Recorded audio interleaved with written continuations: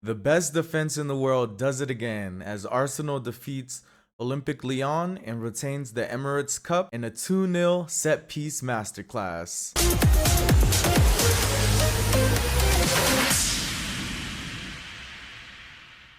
Yo, what's up everybody? Welcome to Lunar Vision channel. Arsenal 2, Olympique Lyon. What? Lyon. Olympique Lyon nil. Alright, let's be real. This was not a great showing today in the final third by the boys.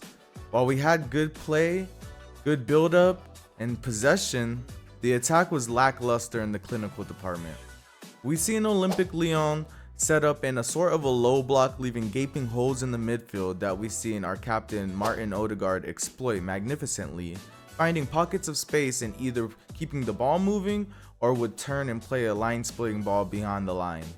Although we were in a drought up top, the best defense in the world showed the rest of the team why they're the best. The amazing thing, nerve-wracking for some, about this Arsenal team is that you never know where the goals are coming from. Saliba in minute 9 opens up the scoring with the header, followed by his partner Big Gabi doubling the lead in the 27th minute. Not only do they keep clean sheets, but they ruin other teams' clean sheets as well.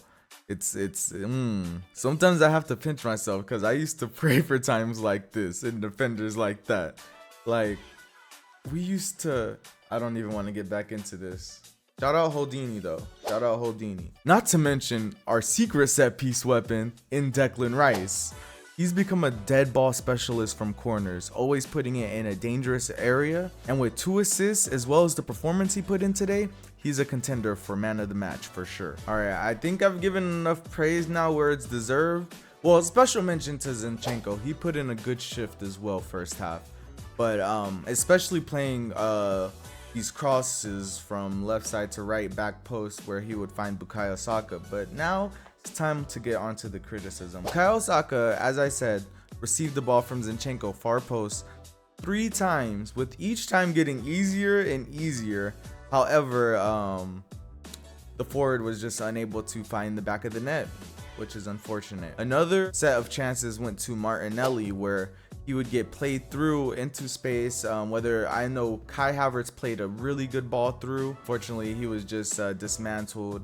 And then Odegaard, I believe, played him a great ball through where he tried to cut it back for Havertz, but it just got blocked, which was unfortunate. And then he picked up a bit of a niggle, which kind of seen him slow down a bit until he was subbed off later. We seen Havertz have a couple shot as well on goal, which was very lackluster to say the least. You know, just needs to tighten up more up top, I feel like, in the finishing department. Saka was getting doubled up majority of the game. Every time he touched the ball, these defenders start shaking, committing multiple fouls, some not being called, which was unfair, but of course he was always holding his own. Strong boy that man is.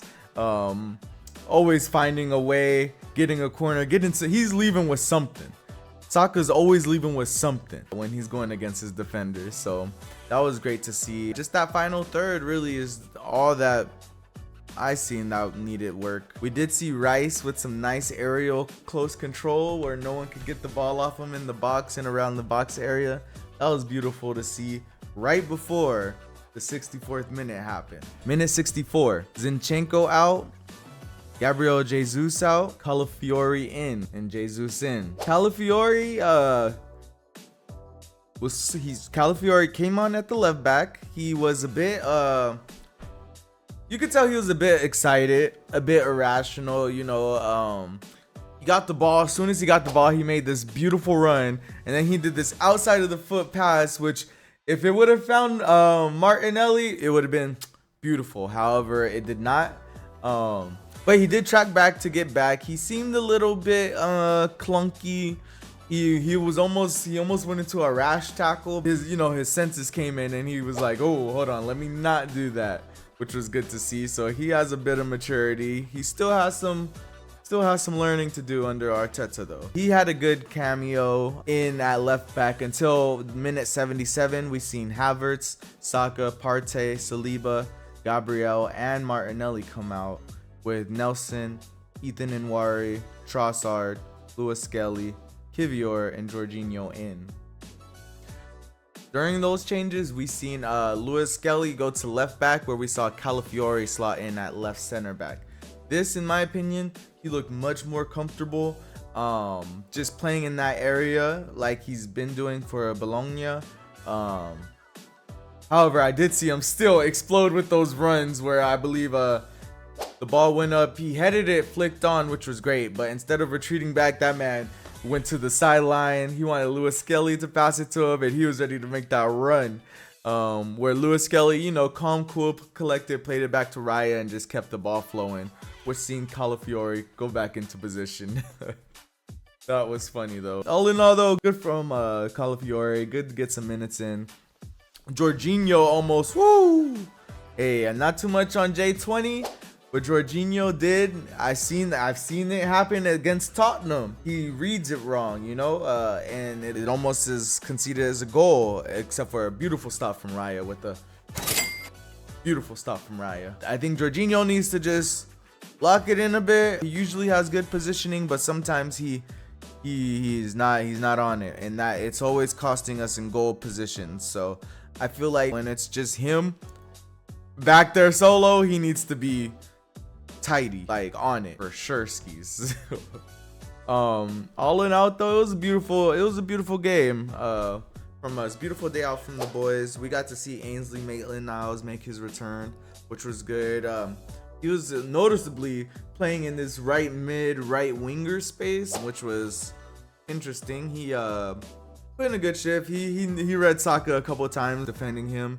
He put in a great ball too as well, but I believe Gabriel just got a foot on it, and it was good seeing him. I wanted to see the bird catcher take a pen. For some reason at full time, Arsenal and Olympique Lyon decided not to take penalties. We just continued with the trophy lifting that our captain Odegaard raised for us, which is great showing. Yeah, solid performances. I still need to see more from our forwards going into this season. I mean, the season starting in a week. We got to be finishing. In a game sense, we were 2-0 up.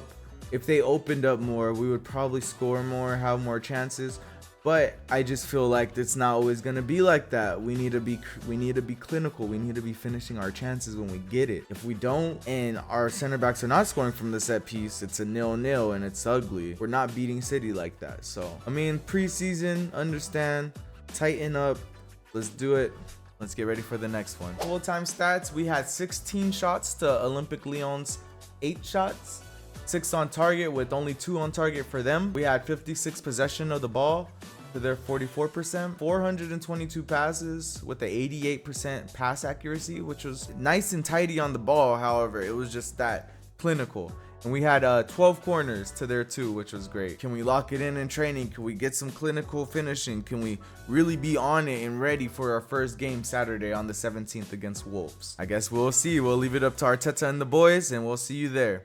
Thank you for watching this channel, Gooner Vision. Please like, comment, who do you think was man of the match? For me, I said Rice had the 2 assists and was contender. However, I have to give it to the captain, Martin Odegaard. He just was dominant. He was picking up the ball everywhere. He was a threat everywhere, putting balls in, through, behind, as well as Saliba had a Rolls Royce performance per usual as well. Well, thank you guys. Have a good one. See you soon. I'm out.